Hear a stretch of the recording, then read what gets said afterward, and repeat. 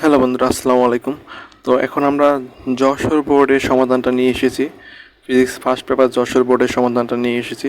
তো দেখি যশোর বোর্ডের 1 নম্বর কী বলছে, যে নিউক্লিয় বিটা ক্ষয়ের জন্য দায়ী কোন মৌলিক কোন বলটি? দুর্বল নিউক্লিয় বল, অবশ্যই এটা।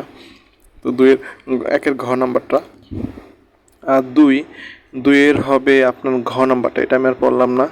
তারপরে তিনে বলছে একটি বস্তুর উপর 600 নিউটন বল 1 মিনিট ক্রিয়া করে ভরবেগের পরিবর্তন কত? তো এখানে ভরবেগের পরিবর্তনটা আপনারা বের করবেন।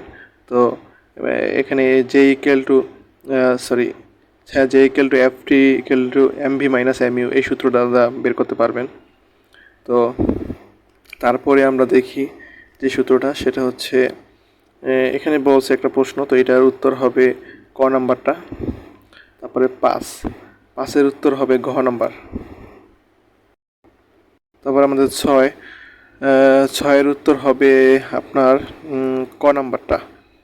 তো এখানে বলের মান দেওয়া আছে, তো এখানে স্মরণ যদি এত হয় তবে কৃত কাজটা আর কি বের করতে বলছে, তো এটা করবে। তারপর একটা গ্রাফ থেকে একটা প্রশ্ন আসছে, তো সাতের উত্তর হবে গ নাম্বারটা। তারপরে নিচের কোনটি শক্তির একক নয়?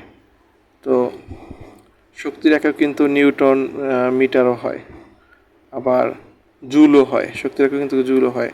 তারপরে কিলোওয়াট আওয়ারও কিন্তু হয়, তো কিন্তু এইটা হয় না।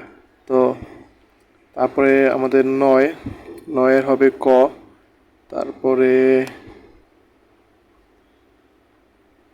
দশের হবে খ নাম্বারটা। তারপরে এগারোর হবে ঘ নাম্বার।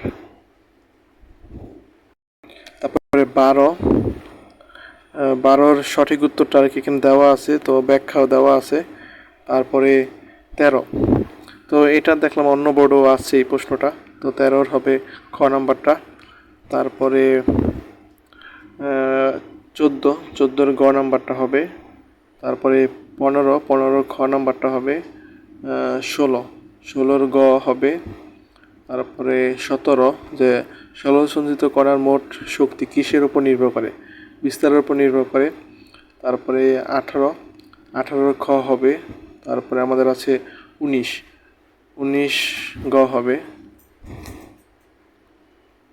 তারপর দেখবো আমরা 20এরও এখানে সঠিক উত্তর নেই, ব্যাখ্যাটা দেওয়া আছে, তোমরা দেখে নিবা। তারপরে 21-এর খ। তারপরে দেখবো আমরা 22-এর গ নাম্বারটা হবে। তারপরে প্রশ্ন হচ্ছে 23-এর ক। তারপরেরটা হচ্ছে 24-এর ঘ নাম্বারটা হবে। আর সর্বশেষ যেটা আছে সেটা হচ্ছে 25-এর ঘ নাম্বারটা হবে। আর একটা কথা বলে রাখি, এখানে যদি কোনো প্রশ্ন তোমাদের ব্যাখ্যা লাগে বা কোনো বুঝতে কষ্ট হয় যে ভাই এটা আমার সাথে উত্তর মিলে না, তো একটু বুঝাই দিলে বা ব্যাখ্যাটা দিলে ভালো হয়, তো আমাকে কমেন্ট করতে পারো, কমেন্ট বক্সে তুমি লিখতে পারো, যার ফলে আমি এটা সমাধান করে তোমাকে আর কি বলে দিব আমি। তো ঠিক আছে, সবাই ভালো থেকো, আসসালামু আলাইকুম।